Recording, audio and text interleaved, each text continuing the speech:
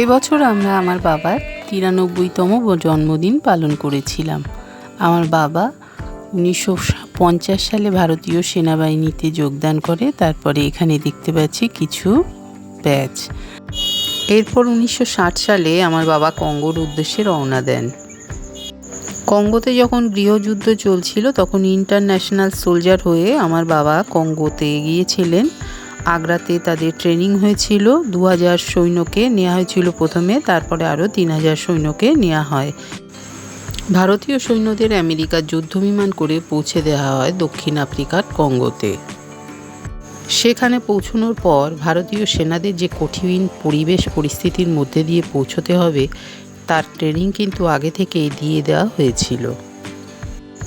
প্রথম খাবার দাবার ঠিক মতনই পাঠানো হতো সেখানকার সৈন্যদের, ভারতীয় সেনা যারা ছিল তাদেরকে, কিন্তু পরবর্তীকালে আর ঠিক মতন খাবার পৌঁছতো না সেখানে। অবশেষে তারা ভারতীয় সৈন্যরা কী করতো, হরিণ শিকার করে কিন্তু তাদের খেতে হয়েছিল। কিছু করার ছিল না, কারণ বেঁচে থাকার লড়াই সেখান থেকে ঠিক কীভাবে শিখেছিল আমার বাবা সেই গল্পগুলো কিন্তু আমাদের সাথে শেয়ার করতেন।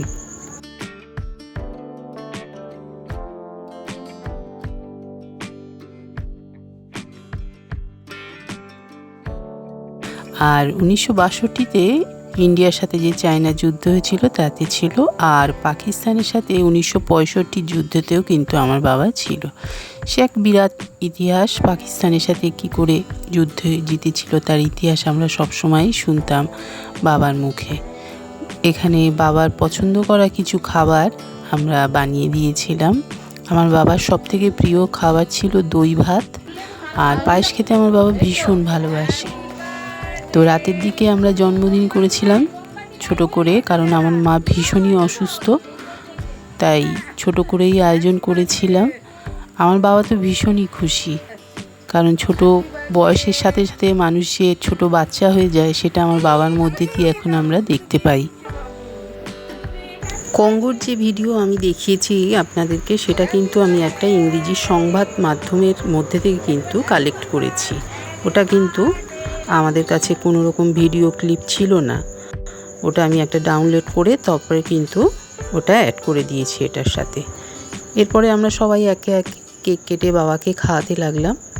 অল্প অল্প করেই খাইয়েছিলাম, বয়সের সাথে সাথে এখন বাবা অতটা খাবার হজম করতে পারে না। এই ছিল আমার বাবার জন্মদিনের ছোট করে আয়োজন। এই ভিডিওটা আমি আপনাদের সাথে শেয়ার করছি এই কারণে, একদিন হয়তো আমিও থাকবো না, আমার বাবা তো থাকবেই না, বয়সের সাথে সাথে আমরা সবাই একদিন চলে যাব, কিন্তু আমাদের যারা পরের প্রজন্ম আছে তারা যেন এই ভিডিওটা দেখতে পারে, তার জন্যই কিন্তু আমি এই ভিডিওটা শেয়ার করলাম।